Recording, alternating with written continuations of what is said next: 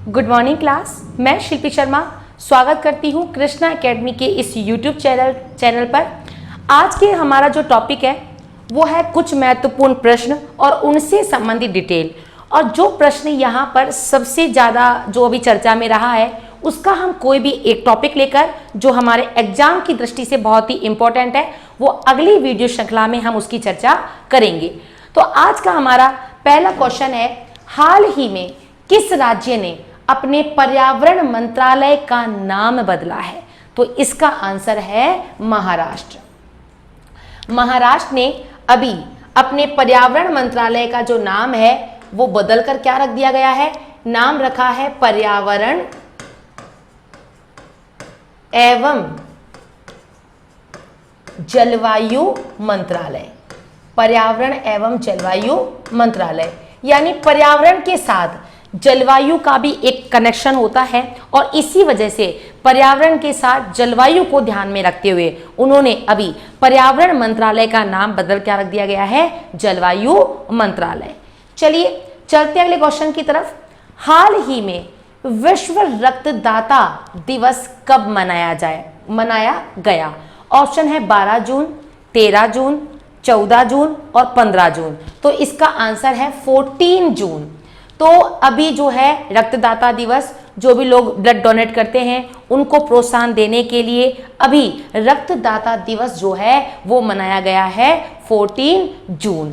अब देखो इसको याद कैसे करना है। जून से आप याद कर लीजिएगा जुएं। जून से आप याद कर लीजिएगा जुएं। देखिएगा जो जुएं होती है क्या करती है? वो जो जुएं होती है वो खून पीती है ना। तो जुएं जो है वो खून पीती है। तो आपको थोड़ा सा ऐसा कुछ याद हो जाएगा कि भाई जून में ही आएगा। भाई खून कौन पीती है? खून पीती है जुएं। तो जुएं खून पीती है, इसलिए आपको हल्का हल्का ये समझ में आ जाएगा। यानी 14 जून को विश्व रक्तदाता दिवस मनाया जाता है 14 जून को। अब थोड़ी सी हम इस रक्तदाता का जो है तो थोड़ा सा हम ब्लड का एक आपको मैं अच्छा सा एक, वैसे ब्लड बहुत बड़ा है, कभी अगर समय मिला तो मैं आपको ब्लड से संबंधित जितना भी मैटर है वो पूरा मैं आपको करवा दूंगी। लेकिन अभी कुछ एक महत्वपूर्ण टर्म मैं आपके लेकर आई हूँ। टर्म ये है कि माता पिता में अगर कोई ब्लड ग्रुप है तो बच्चों में कौन सा ब्लड ग्रुप संभावित हो सकता है। तो ये हम पढ़ते हैं भूल जाते हैं। आइए इसको हम ट्रिक से पढ़ते हैं। बहुत ही प्यारी सी ट्रिक है जो आपके काम आएगी। चलिए तो शुरू करते हैं। हम इस टॉपिक के बारे में थोड़ी चर्चा करते हैं, रक्त के बारे में। और यहां पर हमें ये ध्यान रखना है कि अगर बच्चों में कौन सा ब्लड ग्रुप है, अगर बच्चों में कोई ब्लड ग्रुप है तो माता पिता में कौन सा ब्लड ग्रुप होगा। यानी अगर माता पिता में मान लो माता में ब्लड ग्रुप ए है, माता का ब्लड ग्रुप क्या है बेटा? ए है, और पिता का ब्लड ग्रुप है बी, तो बच्चों में कौन सा ब्लड ग्रुप संभावित होगा या कौन सा नहीं होगा। तो हम दो टर्म लर्न करते हैं, कौन सा संभावित होगा और कौन सा नहीं होगा वो आपको वैसे ही पता पड़ जाएगा। जो होगा उसके बाद में जो बच जाएंगे रिमेनिंग वो उसका आंसर हो जाएगा, नहीं होगा। तो चलिए हम ट्रिक के थ्रू इसे लर्न करते हैं। देखिएगा एक टेबल बनाते हैं अपन इसके लिए और बहुत ही हम इजी वे में इसे याद करेंगे।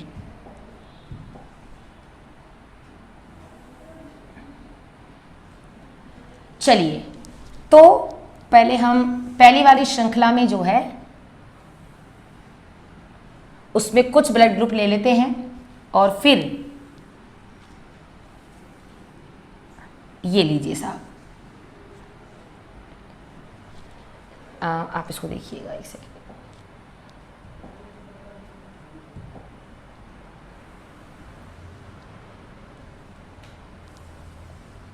चलिए सबसे पहले अगर हम बात करते हैं तो हम ऐसे करते हैं, जैसे मान लो कि माता या पिता में यहाँ पर तो लिख दो आप माता पिता। सब लोग ऐसे ही आप नोट्स बनाइएगा, माता पिता। यानी माता पिता में यहाँ पर जो भी ब्लड ग्रुप होगा यहाँ पर हम वो लिखेंगे। और जो बच्चों में संभावित होगा, बच्चों में जिस ब्लड ग्रुप की संभावना होगी तो इसके थ्रू आपको थोड़ा अच्छे से पता पड़ जाएगा कि माता पिता में जो ब्लड ग्रुप है उसके आधार पर बच्चों का ब्लड ग्रुप क्या होगा। तो सबसे पहले मान लीजिए, मैं ट्रिक के थ्रू आपको बताऊंगी ताकि आपके जहन में, दिमाग में परमानेंट सेट हो जाए। अगर हम बात करते हैं सबसे पहले यानी ओ ए, यानी ओ और ए, जैसे मान लीजिएगा O इंटू ए, या तो माता में ब्लड ग्रुप O होगा या पिता में ब्लड ग्रुप क्या होगा, A होगा। तो इसके द्वारा बच्चों में कौन सा संभावित ब्लड ग्रुप होगा, तो आपको इसको याद कैसे करना है। पहले एक बात और ध्यान रखिएगा, ये बिल्कुल जरूरी नहीं है कि माता में O हो और पिता में B हो, इसका ये अपोजिट भी हो सकता है, यानी माता में A भी हो सकता है और पिता में O हो सकता है। यानी माता पिता का जो भी ब्लड ग्रुप है वो O या A में से अगर होता है तो बच्चों में ब्लड ग्रुप कौन सा बनेगा। तो ट्रिक क्या रहेगी, देखो जिसके माता पिता ही, ये ट्रिक है, जिसके माता पिता ही किसी को बोलते हैं ओए इधरा, ओए इधरा, तो बच्चे भी तो उसको सुन के ही तो बोलेंगे। कई लोग होते हैं ना, ओए इधरा, ओए क्या कर रहा है, तो ओए, ओए अगर हम वर्ड लेते हैं, इसमें वर्ड आपको मिल गया ओए। अगर माता पिता ओए बोलते हैं तो बच्चे भी माता पिता को देखकर क्या बोलेंगे, ओए। तो बच्चों का ब्लड ग्रुप भी क्या हो जाएगा, तो बच्चों का भी या तो O होगा या फिर A होगा। तो ये एक तो आपको ट्रिक मिल गई, साथ में आपको ये बात समझ में आ गई होगी। दूसरा जो है वो है OB, दूसरा है OB। तो OB से बोलते ना अबे ओए, ऐसा बोलते ना, अबे ओए कहाँ जा रहा है। अगर पिता या माता भी OB बोलेगा तो बच्चा भी क्या बोलेगा, माता पिता को देख के अबे तू कहाँ जा रहा है। भाई ये फनी ट्रिक है, आपको अच्छे से याद हो जाएगी। तो अगर माता और पिता में OB, अगर माता पिता बोलेंगे अबे ओए, अबे ओए, तो बच्चों में भी जो संभावना हो जाएगी वो हो जाएगी O इंटू B यानी OB की। आई थिंक आपको समझ में आ गया होगा। चलते हैं तीसरे में। अब अगर हम बात करते हैं माता और पिता, अगर दोनों का O है, माता पिता दोनों का O है, O से आप 0 याद कर लो, माता भी 0 पिता भी 0, दोनों में कोई गुण नहीं है तो बच्चा भी 0 ही है। माता 0 पिता 0 तो बच्चा भी 0 है। तो इसका आंसर हो जाएगा, बच्चों में जो ग्रुप संभावित होगा वो होगा O। यानी बच्चों में O के अलावा जो बाकी 4 ब्लड ग्रुप या बच जाते हैं जैसे A, AB और B, इनकी संभावना बिल्कुल नहीं होगी। तो अगर माता पिता में O है तो बच्चों में भी O होगा। ट्रिक समझ में आ गया। ट्रिक जैसे हमने एक तो पढ़ा था, अगर माता पिता ओए बोलेंगे तो बच्चा भी ओए बोलेगा। अगर माता पिता अबे ओए बोलेंगे, अबे OB, तो बच्चा भी अबे बोलेगा, मीन्स OB। और अगर OO यानी माता पिता दोनों ही 0 है, माता में कोई गुण नहीं है पिता में कोई गुण नहीं है, दोनों 0 है, बैठे रहते हैं, तो इसका आंसर या ट्रिक क्या हो जाएगा, बच्चा भी 0 ही रहेगा। आई थिंक आपको ये बात समझ में आ गई होगी। चलते हैं आगे। अब अगर बात करते हैं हम एब, देखिएगा A इंटू B, बिल्कुल ट्रिक से समझिएगा, कभी नहीं भूलेंगे आप, AB। अब बात आई, अगर बच्चे में माता पिता में एब है, कहते हैं ये तो इसकी तो माता पिता ही एबले हैं, जब देखो जब भी लड़ते रहते हैं, हर किसी से लड़ते रहते हैं, दोनों माता पिता एबले हैं, तो बच्चे में भी एब होगा। और कौन सा एब होगा, सारा ही एब होगा। माता पिता भी एबला है ना, कहते हैं, तो इसके बच्चे में भी सारा एब भरा हुआ है। सारा एब का मतलब क्या हो जाएगा, यानी सभी ब्लड ग्रुप, गौर से सुनिएगा, सभी ब्लड ग्रुप बच्चे में पाए जाएंगे। मीन्स ये संभावना है, यानी बच्चा एक ब्लड ग्रुप का भी हो सकता है, बच्चे के अंदर B ब्लड ग्रुप भी हो सकता है, बच्चे के अंदर AB भी हो सकता है, और बेटा बच्चे के अंदर O भी हो सकता है। तो कतई घबराने की आवश्यकता नहीं है कि भाई हमारे माता पिता में तो A और B था और हमारे O कैसे हो गया, कोई गड़बड़ तो नहीं है। तो ऐसा कुछ भी नहीं है, बस आपको ये समझना है। ओके, चलिएगा अगला चलते। अगर बात करते हैं A इंटू AB, ध्यान रखिएगा, देखो A इंटू AB, देखो इसका तो हमने ऊपर वाले का ट्रिक क्या बनाया था, एब। अगर माता पिता में एब है तो बच्चे में सभी एब होंगे। अब अगर यहाँ पर A इंटू AB है, इसी के नीचे हम ले लेते हैं B इंटू AB। अगर आपको इस प्रकार का कोई एक टाइप दिखता है, टाइप हो गया ना, ये क्या टाइप हो गया, देखिए यहाँ पर A है और यहाँ पर AB है, यहाँ पर B है और यहाँ पर AB है, सिमिलर है, A और B को चेंज किया है। तो इस प्रकार के ब्लड ग्रुप में O को छोड़कर, इस प्रकार के ब्लड ग्रुप में O को छोड़कर सारे ही ब्लड ग्रुप आपको देखने में मिल जाएंगे। यानी आपको इसमें A भी मिल जाएगा, इसमें ए बी मिल जाएगा और आपको इसमें बी भी मिल जाएगा। ठीक इसी प्रकार इसमें भी आपको ए मिल जाएगा, ए भी मिल जाएगा और बी भी मिल जाएगा। आई थिंक आपको ये समझ में आ गया होगा। तो ये हमने ट्रिक से लर्न करा, और भी हम पढ़ेंगे, पहले आप इसका स्क्रीनशॉट ले लीजिएगा, फिर देखते हैं हम आगे और कौन सा लर्न करते हैं। फटाफट स्क्रीनशॉट लीजिएगा।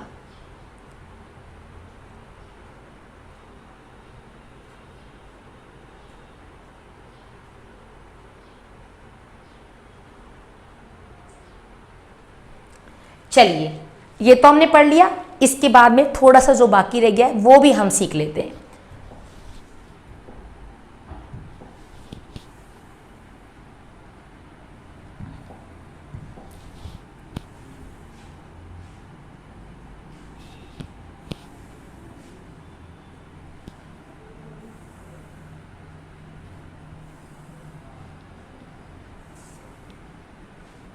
चलिए, अभी हमने ए बी देखा, एब देख लिया, ठीक है बेटा, ओ ए वगैरह जो भी था वो हमने देख लिया। अब आगे अगर हम बात करते हैं, दोनों में ए बी आ रहा है, दोनों में A B into A B आ रहा है, दोनों में ए बी आ रहा है। इससे पहले हमने ए बी अलग अलग पढ़ा था, अगर किसी में ए हो और बी हो। अब यहां पर सिमिलर ए बी आ गया, तो अगर आपके सिमिलर ए बी आए, या फिर हमने पढ़ा था इससे पहले ए into A B into A B into A B. आप तो ध्यान रखना, जिस भी सीरीज में ए बी अगर साथ आ रहा है, ये ट्रिक हो जाएगी, जिस भी सीरीज में टी आ रहा है, ट्रिक ए बी आ रहा है, ए बी एक साथ आ रहा है, ए बी एक साथ आ रहा है, वहां पर ओ नहीं आएगा, वहां पर ओ नहीं आएगा। ध्यान रख लेना, इस ए बी साथ वाले की इस ओ से बनती नहीं है। कहता है भाई अगर मैं आऊंगा ना तू मत आना। बोले ठीक है भाई, नहीं आएंगे, तुम दोनों आ रहे हो तो। इसका मतलब अब देखिए, हमने इसको पढ़ा था ए into A B into A B, तो इसमें हमने ओ को छोड़कर सारे ही ब्लड ग्रुप पढ़ लिए थे, ठीक है ना। तो वापिस से यहाँ पर ए बी आ गया है और यहाँ तो डबल और आया है, तो बेटा इसका आंसर हो जाएगा ए, साथ में ए बी या फिर बी। ये तीनों के तीनों इसके अंतर्गत हो सकते हैं। समझ में आ गया? कितनी सिंपल ट्रिक है। देखिए, अगर ओ होगा, माँ बाप 0-0 हैं, बच्चा डेफिनेटली 0। अगर ओए बच्चा बोलता है तो माँ बाप बोलते हैं तो बच्चा भी ओए बोलेगा। माँ बाप अगर ओए बोलते हैं तो बच्चा भी ओए बोलेगा या अबे बोलेगा। ए होगा, ए तो अभी ए तो मैंने बताया नहीं, खैर आपको। ए बी, अगर ए और बी अलग अलग है तो उसका ट्रिक क्या बन जाएगा? एब। और एब तो सभी प्रकार के एब है, मीन्स सभी प्रकार के ब्लड ग्रुप आपको देखने में मिल जाएंगे। फिर कहा था जिसमें भी ए बी वर्ड आ जाता है एक साथ तो वहां पर ओ नहीं आएगा। बहुत सिंपल है, तो जो रिमेनिंग है वो उसका क्या हो जाएगा बेटा? आंसर हो जाएगा। अच्छा, अब अगर बात करते हैं हम कि एक मैम आपने कहा ठीक है ए बी आ गया, अब अगर किसी में ओ के साथ में ए बी भी आ रहा है, अब अगर किसी में ओ के साथ ए बी भी आ रहा है तब क्या होगा? ओ के साथ ए बी आ रहा है तो भी बिल्कुल यही है, ओ नहीं आएगा, ओ नहीं आएगा। किसी का ग्रुप, माता पिता में से किसी एक का ग्रुप अगर ओ है और सेकंड जो पर्सन है, या वो माता भी हो सकती है या फिर पिता भी हो सकता है, उसका ब्लड ग्रुप ए बी है, तो इसमें क्या होगा? अब देखिएगा, इसमें क्या होगा? सभी नहीं आएंगे, ए ना तो ए बी आएगा और ना ही ओ आएगा, ये दोनों ही नहीं आएंगे। यानी उनका ब्लड ग्रुप या तो ए बनेगा या बच्चे का ब्लड ग्रुप बनेगा बी। इसे याद कैसे करें? देखिए, किसी के आगे अगर हम 0 लगा देते हैं तो वो पूरा ही 0 हो जाता है, ठीक है ना। मान लो आपने किसी संख्या के आगे 0 लगा दिया, 0, बस अब ये सारी चीज 0 ही 0 है। अगर किसी के आगे आपने 0 लगा दिया तो पूरा 0 बन गया, यानी इस ओ ने सबको 0 कर दिया। बोले तू भी नहीं जाएगा और नहीं मैं जा रहा हूं, तो बोले फिर कौन जाएगा? बोले कोई ना, 2 जने हैं ना, तो ए और बी सेपरेटली जाएंगे। कितना इजी हो गया, इस बात को भी आप समझेंगे। आगे और क्या है वो देखिएगा। अच्छा, ये ऑलमोस्ट हो ही गया है पूरा आपका, इसमें एक और रह गया है बेटा। एक आप देखिएगा, एक अपना हो सकता है ए और ए, ये सिमिलर है। अगर किसी में ए और ए ब्लड ग्रुप होता है, ए और ए ब्लड ग्रुप होता है, तो इसका जो है वो हो जाएगा A और O, इसको आप स्वयं याद करेंगे। ठीक है बेटा, तो जल्दी से इसका भी स्क्रीनशॉट ले लीजिएगा। मैंने आपको फटाफट से इसके बारे में, यानी 14 जून को जो ब्लड डोनेट डे यानी रक्तदान दिवस मनाया जाता है, मैंने उसके बारे में आपको बता दिया। जल्दी से आप इसको स्क्रीनशॉट ले लीजिएगा। चलते हैं फिर हम अपने अगले क्वेश्चन की तरफ।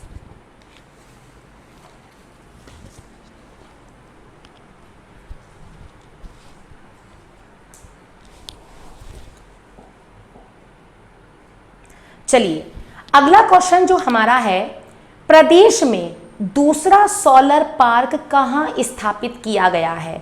ऑप्शन सुनिएगा बेटा। भड़ला जोधपुर, ये भड़ला स्थान है और कहाँ पर है? जोधपुर में। नोखा बीकानेर, नयापुर गांव जो है वो जयपुर में है और पिछोला झील उदयपुर में। तो अभी दूसरा सोलर पार्क कहाँ स्थापित किया गया है? तो इसका आंसर है नोखा बीकानेर। अब इसके बारे में हमें क्या क्या पढ़ना है, आइए विस्तार से इस टॉपिक का या इस जो क्वेश्चन है इसका हम जो है अध्ययन करते हैं।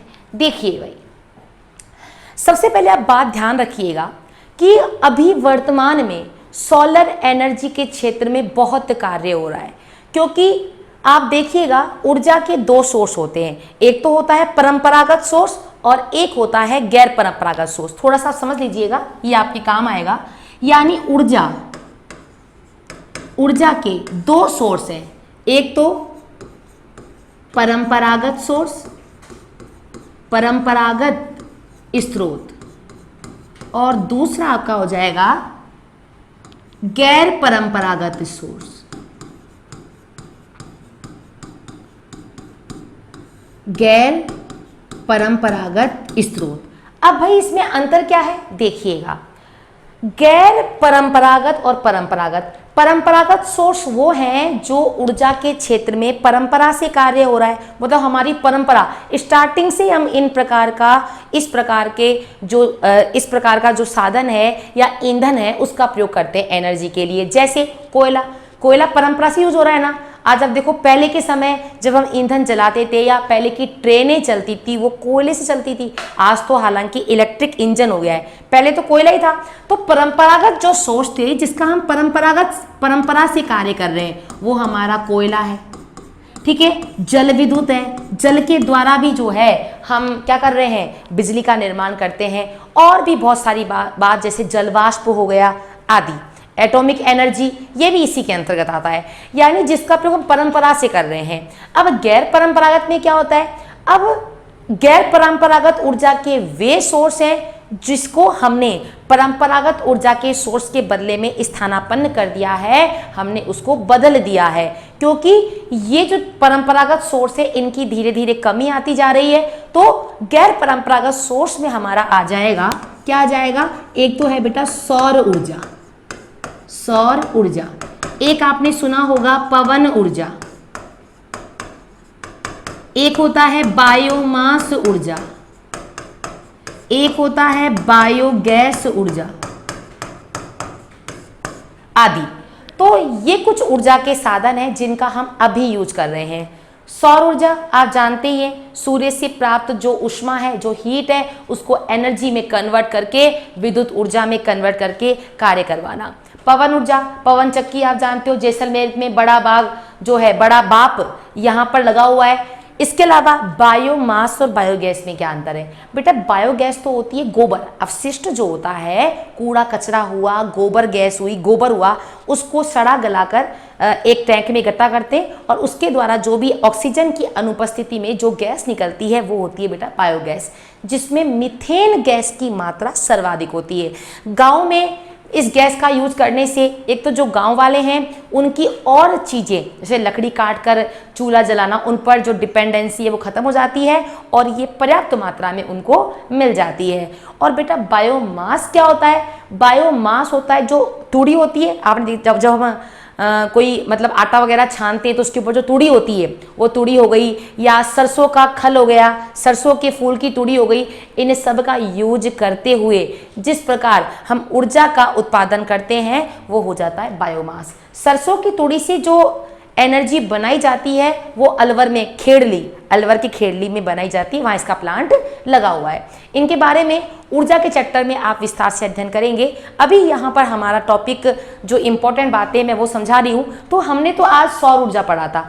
ध्यान रखना, कई बच्चे यहाँ पर भी कंफ्यूजन हो जाते हैं। क्वेश्चन आया निम्नलिखित में से गैर परंपरागत ऊर्जा के सोर्स कौन सा नहीं है, तो ऐसा लगता है कि जो परंपरा से जिसका हम यूज नहीं ले रहे हैं। तो परंपरा से तो हम सूरज की पूजा करते आ रहे हैं, तो बच्चे सौर ऊर्जा को परंपरागत में डाल देते हैं। लेकिन मैंने आपको ये समझा दिया है परंपरागत कौन सा है और गैर परंपरागत कौन सा है। सूर्य की एनर्जी खत्म नहीं होती है, उसी रोज जितनी पड़ती है उतना ही आपको अगले दिन भी मिल जाएगी। तो क्यों ना इसके द्वारा ऊर्जा का यूज किया जाए। तो अभी जो है सबसे पहले अगर बात करते हैं, राजस्थान जो है ना वो सौर ऊर्जा में नंबर 1 है, क्योंकि यहाँ का भौगोलिक परिवेश कुछ इस प्रकार है कि सोलर एनर्जी जो है यहाँ पर अच्छे से कार्य कर जाती है। सौर ऊर्जा में राजस्थान का पहला स्थान है, इस बात को आप ध्यान रखिएगा। अगर बात करते हैं दूसरा स्थान, देखो सौर ऊर्जा में पहला स्थान तो है राजस्थान का। अगर हम बात करते हैं दूसरा, तो दूसरा है जम्मू कश्मीर। पहला तो राजस्थान, दूसरा जम्मू कश्मीर, तीसरा महाराष्ट्र और फोर्थ गुजरात।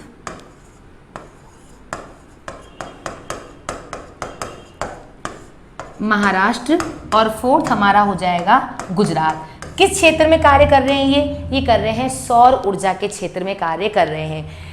अब बात आती है सौर ऊर्जा से बहुत सारी चीज़ों का जैसे चलन हो रहा है, जैसे मैं कुछ आपको एग्जाम्पल बता देती हूँ। सबसे पहले सौर ऊर्जा चलित नाव, सौर ऊर्जा से चलित नाव, ये क्वेश्चन पूछा गया तो आपको इसका आंसर क्या देना है, तो आपको बता देना है पिछोला झील में सौर ऊर्जा से चलने वाली नाव का कहां पर प्रारंभ किया गया है। यानी पूरी ही जो नाव है पिछोला झील में वो चलती है सोलर एनर्जी से।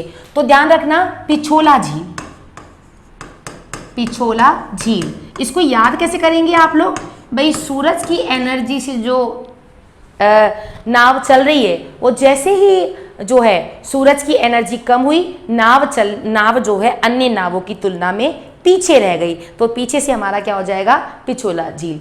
दूसरा क्वेश्चन अगर आपसे पूछे कि मिल्क चिलिंग प्लांट, सौर ऊर्जा पर आधारित मिल्क चिलिंग प्लांट कहाँ लगाया गया है, तो सौर ऊर्जा से संबंधित मिल्क चिलिंग प्लांट। तो देखो मिल्क बिल्कुल चिल हो गया है, आप जाइए और भर भर कर ले आइए, भर भर कर ले आइए। तो भरने से हमारा हो जाएगा भरतपुर, भरने से हमारा हो जाएगा भरतपुर। बात करते हैं तीसरा, खारे पानी को, ये सारे सोलर एनर्जी से संबंधित है।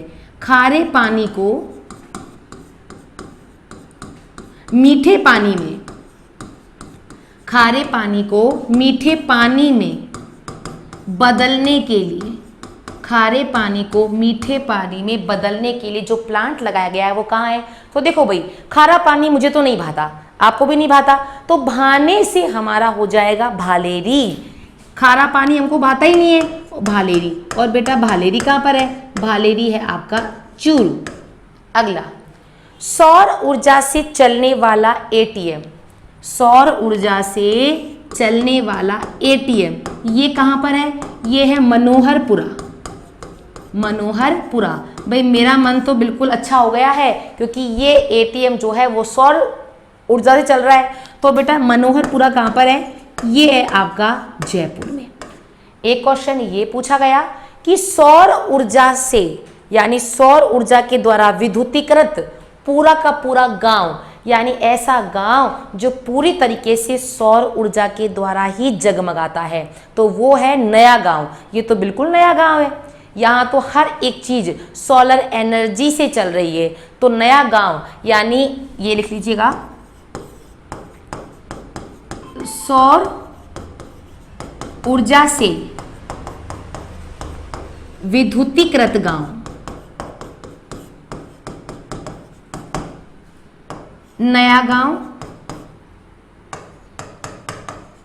जयपुर, नया गांव जयपुर। और सौर ऊर्जा पर आधारित पहला पार्क, तो पहला बड़ला पार्क था जोधपुर में, जो कि मैंने आपको इसके ऑप्शन में बताया था, बड़ला पार्क था, ये रहा, ये बड़ला पार्क जोधपुर वाला। और अभी बन गया है, ये दूसरा है, देखना, प्रदेश में दूसरा सोलर पार्क। अगर आपसे पूछे पहला वाला कौन सा है, तो पहला तो बड़ला जोधपुर वाला है, यहाँ देखना पहला ये है, और नोखा बीकानेर में हमारा हो जाएगा दूसरा सोलर पार्क। राजस्थान में पहली सौर ऊर्जा नीति बनी थी 2011 में, और उसके बाद में इसको नया करके 2014 में भी नीति बनाई गई, और अब कह रहे हैं कि 2023 और 24 में भी अब नई सोलर एनर्जी जो नीति है वो बन जाएगी। इसे कैसे याद करना है, देखिए जब हम सूर्य बनाते हैं ना तो हम ऐसे डंडे खींचते हैं, और ये जो डंडे हैं ना इनकी शेप है 1 यानी 11। तो ये सूरज का जो पहली जो नीति बनी थी वो 2011 में बनी थी। आई थिंक इस क्वेश्चन में मैंने आपको बहुत सारा डेटा दे दिया है, आप सभी इसको लिखेंगे और फटाफट से इसका स्क्रीनशॉट लीजिएगा।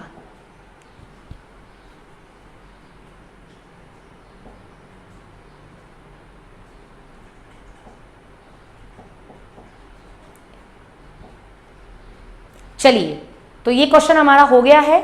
अब चलते हैं हम अगले क्वेश्चन की तरफ।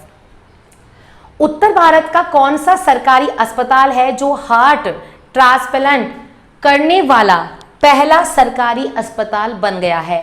बहुत ही इंपॉर्टेंट बात है, और हमारे लिए इंपॉर्टेंट इसलिए भी ज़्यादा है क्योंकि ये राजस्थान से संबंधित है। तो इसके ऑप्शन है, जो आपको ऑप्शन लिखने ही नहीं है, सीधे इसका आंसर चलते हैं अपन। इसका आंसर है राजस्थान में स्थित जयपुर जो जिला है, जयपुर जिले में एसएमएस हॉस्पिटल जो है अभी एक नई उपलब्धि को लेकर आया है, और हार्ट ट्रांसप्लांट की पहली घटना जो है उत्तर भारत के एक अस्पताल में ऐसी हो चुकी है, सक्सेस भी हुई है। तो इसका आंसर है जयपुर जिला एसएमएस हॉस्पिटल। इसमें आपको इतना ही याद रखना है। चलते हैं अगले क्वेश्चन की तरफ।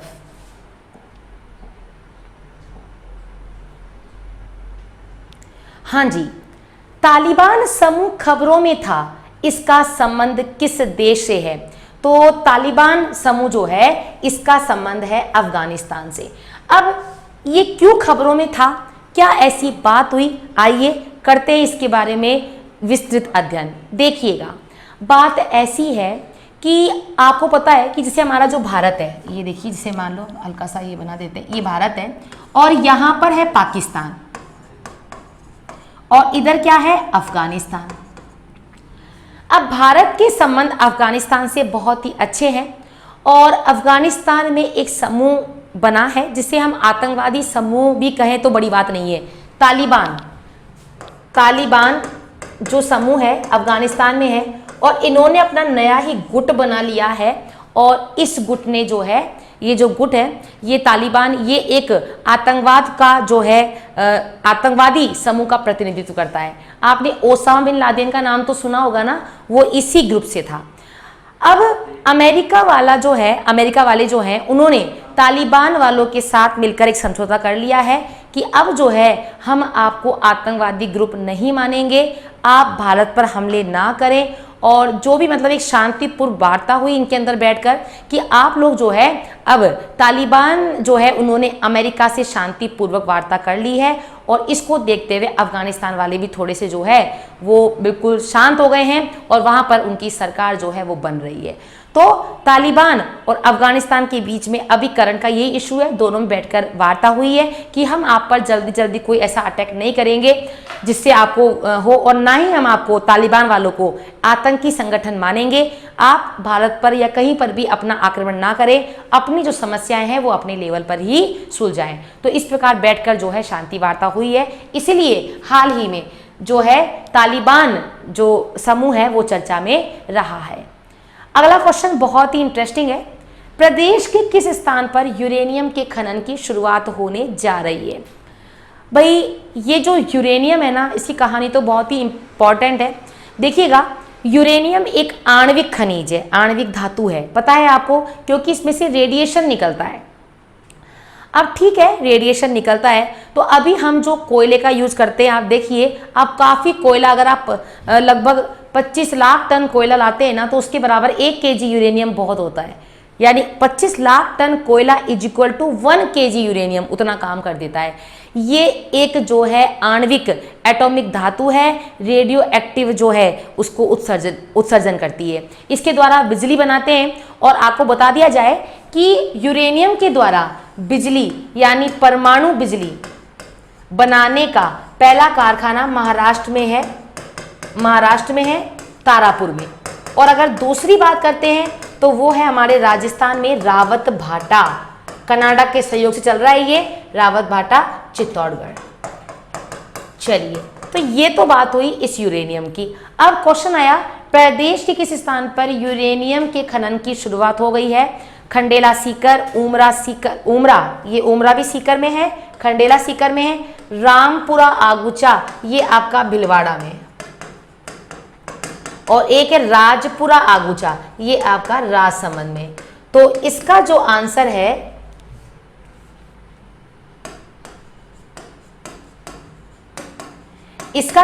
है, वो है खंडेला सीकर। हालांकि उमरा सीकर में भी जो है यूरेनियम के भंडार मिले हैं, लेकिन अभी जो वर्तमान में जो खनन के कार्य हो रहा है वो है खंडेला सीकर।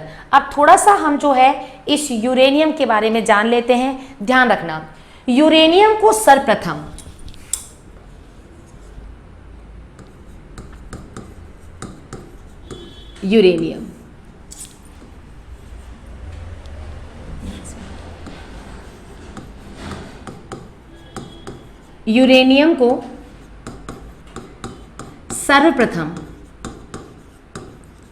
यूरेनियम को सर्वप्रथम 1789 को 1789 को जर्मनी के एक वैज्ञानिक थे हेनरिक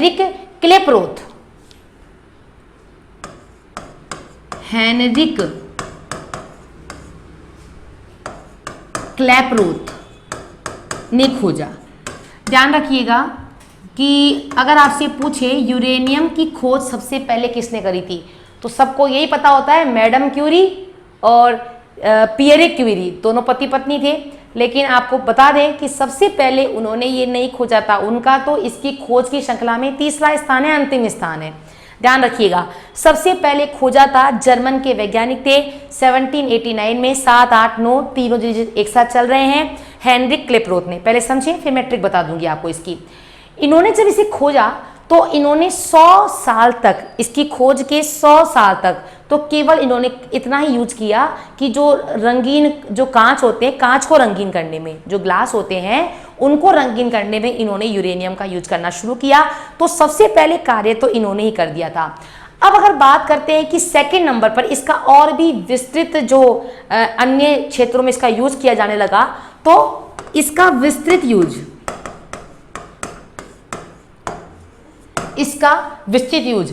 लिया था हेनरी बेकुरल ने। सेकंड नंबर पे थे हेनरी बेकुरल, वो आता है ना बेकुरल किरणें, वो इसी के नाम पर दिया गया, हेनरी बेकुरल ने। तो सेकंड नंबर पर हेनरी बेकुरल ने इसका विस्तृत अध्ययन शुरू किया। उसके बाद में मैडम क्यूरी और उनके पति पियरे क्यूरी, मैडम क्यूरी और इनके पति पियरे क्यूरी, इन दोनों ने मिलकर इसका जो है आगे चल के बहुत अच्छे से यूज किया, जिसे हम बेकुरल इफेक्ट कहते हैं, किरणें बोलते हैं, जिसमें से अल्फा बीटा गामा किरणें निकलती है। तो एंड में तो विस्तृत अध्ययन करने वाले क्यूरी थे, मैडम क्यूरी और पियरे क्यूरी, लेकिन सबसे पहले की अगर बात करते हैं तो किया था हेनरिक क्लेपरोथ ने, और फिर सेकंड नंबर पर हेनरी बेकुरल ने, और थर्ड में ये है। इसे याद कैसे करेंगे भाई? यूरेनियम में इतने सारे रेडियो एक्टिव तत्व निकलते हैं कि हमें इसको जो है एक कपड़े में, एक क्लॉथ में पैक करके रखना पड़ेगा। तो क्लॉथ से हमारा हो जाएगा क्लेपरोथ। अच्छा, अब अगर आपने कपड़े में इसे जो है आपने यूरेनियम को कपड़े में लॉक करके रख दिया तो हमको लोग क्या बोल रहे हैं, भाई आप बेवकूफ़ हो क्या कपड़े में इसकी रेडिएशन बंद हो जाएगा? ये तो बिल्कुल ही बेवकूफ़ी वाली बात है। तो सेकंड व्यक्ति ने हमें क्या कहा जब हमने कपड़े में रखा कि आप बिल्कुल बेवकूफ़ हैं, तो बेवकूफ़ से हमारा हो जाएगा हेनरी बेकुरल। Henry Becquerel. अब ऐसा किसने कहा? ऐसा वही कहेगा ना जिसको इसके बारे में नॉलेज होगी, और नॉलेज किसको पता है? मैडम को। तो मैडम ने कहा था, तो फिर आ जाएगा मैडम क्यूरी और उनके पति पियरे क्यूरी। यूरेनियम के 3 समस्थानिक है, देखिएगा 92U 234 235 और एक है 38। ये 3 समस्थानिक है, जिसमें से सबसे ज्यादा जो यूज होता है, सर्वाधिक मोस्टली जो यूज होता है वो 234 यूरेनियम 234 का 234 नहीं सॉरी, सबसे ज्यादा जो यूज होता है वो आपका होता है 235 का। मोस्टली जो यूज होता है वो 235 का होता है, तो इस बात का आप थोड़ा सा याद कीजिएगा। हाँ, मोस्टली यूज होता है U35 का, जबकि 238 जो है ये इतना रेडियो एक्टिव नहीं है और इसी वजह से इसका यूज ना के बराबर होता है। अब देखिएगा यूरेनियम जो है ना, हम कजाकिस्तान से मंगवाते हैं, आयात करते हैं यूरेनियम। हमारे यहाँ पर इतना नहीं होता है, इसका आयात होता है पिच ब्लेड, हमारे यहाँ पर इतना नहीं होता है। मुख्य तौर पर झारखंड में थोड़ा बहुत होता है, लेकिन हमको ज़्यादातर इसको आयात करते हैं कजाकिस्तान से, वहाँ पर यूरेनियम बहुत ज़्यादा है। अब हमारे वैज्ञानिक कुछ इस प्रकार की खोज में लगे हुए हैं कि क्यों ना हम थोरियम का यूज कर ले। थोरियम नाम तो सुना होगा भाई। थोरियम जो है ना, हमारे भारत में इसकी विशाल भंडार है। थोरियम जो है केरल में मोनाजाइट, इसका अयस्क है मोनाजाइट, और केरल की बालू रेत में ये मिलता है और अब इसका यूज कर रहे हैं। लेकिन एक्चुअली ऐसा है कि ये इतना रेडियो एक्टिव नहीं है, तो इसको कन्वर्ट कर रहे हैं यूरेनियम में। अगर इसका यूज अब कर रहे हैं, इसकी भट्टी लगानी शुरू करी है, अगर जब ये बिल्कुल अच्छे से चालू हो जाएगा तो कोई दिक्कत ही नहीं है हमको। हमारा जो यूरेनियम हम कजाकिस्तान से लेते हैं, हम उसको आयात करना बहुत ही कम कर देंगे, और यूरेनियम का अगर ये प्रोसेस सक्सेस हो जाता है तो फिर हमारे भारत में तो इसके विपुल भंडार है, लेकिन इसका अपने मुख्य अवस्था में रहकर कार्य नहीं होगा। इसको कन्वर्ट किया जाएगा किसके अंदर? यूरेनियम में। तो इस बात को आप ध्यान रखिएगा। जो मैंने लिखा उससे आप स्क्रीनशॉट लेकर लिख लिया करें, और जो मैंने बोला उससे भी आप जो है धीरे धीरे लिख लिया करें। तो ये हमने पढ़ा यूरेनियम के बारे में। और अभी सीकर खंडेला में इसका उत्खनन हो रहा है। उमरा में तो पहले ही हो रहा था। अगर आप कभी राजस्थानी खनिज पढ़ते हैं तो आपको ये उमरा वगैरह सब पहले से पता होगा। तो अगर आप अपने दिमाग से आंसर लगाएंगे तो उमरा ही लगाएंगे। इससे पहले सौर एनर्जी वाला जो क्वेश्चन था राजस्थान वाला, उसमें आपको पता है भड़ला गांव, बहुत बच्चों ने सुना है। आपकी बुक से आपके नोट्स उठा के देखिएगा, बिल्कुल ऐसा कैसा लिखा हुआ है। तो बच्चे अगर पढ़ेंगे नहीं करंट तो वो यही सोचेंगे कि भाई हाँ ठीक है ये चल रहा है, ये लगा देते हैं। लेकिन इसका आंसर क्या है? उसका आंसर था नोखा बीकानेर। तो करंट के साथ बिल्कुल बने रहिए। चलते हैं अगले क्वेश्चन की तरफ हमारा।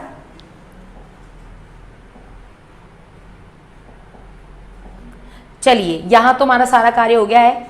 अगला क्वेश्चन जो हमारा है, किस भारतीय थिएटर कलाकार को फ्रांसीसी सम्मान से सम्मानित किया गया?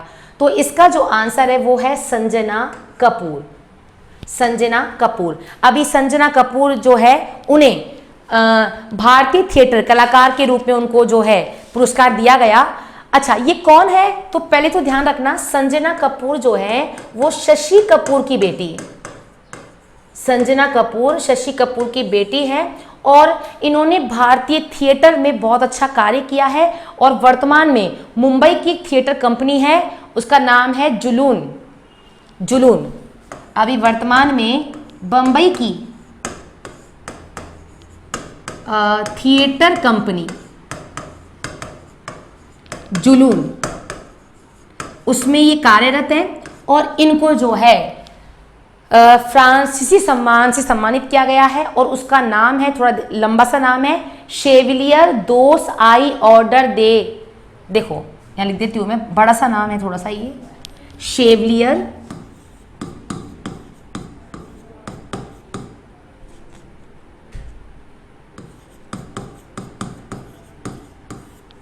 शेवलियर दोज आई अंडर, आपको शेवलियर से याद कर लेना, शेवलियर से, बाकी पूरा नाम तो ये है order, I order they arts, इतना बड़ा ये नाम है और इससे जो है सम्मानित किया गया है। तो इतना ज़्यादा बड़ा नाम तो नहीं आएगा, लेकिन आप शेवलियर के नाम से इसको समझ लेना कि फ्रांस का ये पुरस्कार है शेवलियर, और इसके द्वारा संजना कपूर को दिया गया है। शशि कपूर की बेटी है, थिएटर के क्षेत्र में इन्होंने बहुत ही अच्छा सराहनीय कार्य किया है और इसीलिए इनको ये पुरस्कार दिया गया है। चलिए अगला क्वेश्चन था, हाल ही में किसने दिव्यांग आंगनबाड़ी कार्यकर्ताओं को कोरोना, ये कोरोना कोरोना दो बार आ गया है, कोरोना योद्धा का दर्जा दिया है? किस सरकार ने दिया है? तो इसका आंसर है एमपी यानी मध्य प्रदेश। मध्य प्रदेश सरकार ने कहा है कि अभी जो है आप देखिएगा आंगनबाड़ी योद्धाओं, जो आंगनबाड़ी महिलाएं हैं, हालांकि जो दिव्यांग है, उन्होंने बहुत ही सराहनीय योगदान दिया है, घर घर जाकर आंकड़ा भी एकत्रित किया है। तो ये तो अभी हमारे लिए क्या है, कोरोना फाइटर है, और ये ऐसा इनको योद्धा, कोरोना योद्धा का दर्जा देने वाला जो हमारा राज्य है वो बन गया है एमपी। समझ में आपको आ गया होगा। चलिए अगला चलते हैं, सूक्ष्म दर्शी द्वारा देखने पर कोरोना वायरस, जो वायरस है, उसकी आकृति कैसी दिखती है? इसके ऑप्शन नहीं है, लेकिन मैं आपको ऑप्शन दे देती हूं, तो आप मुझे इसका आंसर बताएंगे। अगर आपके ऑप्शन में आता है बेलनाकार, बेलनाकार, डायमंड के आकार का, क्राउन के आकार का, या फिर एक हम ले लेते हैं नन ऑफ दिस, तो इसका आंसर है क्राउन। अगर सूक्ष्मदर्शी की सहायता से कोरोना जो है, कोरोना वायरल को अगर हम देखते हैं तो इसका आकार जो है क्राउन, जो ताज है उसका जैसा दिखता है, तो ये इसका जो है आपका आंसर हो जाएगा। चलिए तो इसी के साथ जो है हमने आज की वीडियो श्रृंखला कंप्लीट की। आज हमने टॉपिक देखा था पर्यावरण से संबंधित विभिन्न मुद्दे। 5 जून को पर्यावरण दिवस मनाया जाता है। अब कल का जो टॉपिक है उसमें मैं आपके लिए एक बहुत छोटा सा सेशन लेकर आऊंगी और उसके माध्यम से उस पूरे टॉपिक को कवर करवाऊंगी। उस टॉपिक का नाम है विभिन्न बायोम। बहुत सारे एग्जाम में इस प्रकार के क्वेश्चन बनते हैं, तो आप अच्छे से बैठ के समझिएगा। मिलते हैं कल क्लास में, तब तक के लिए धन्यवाद।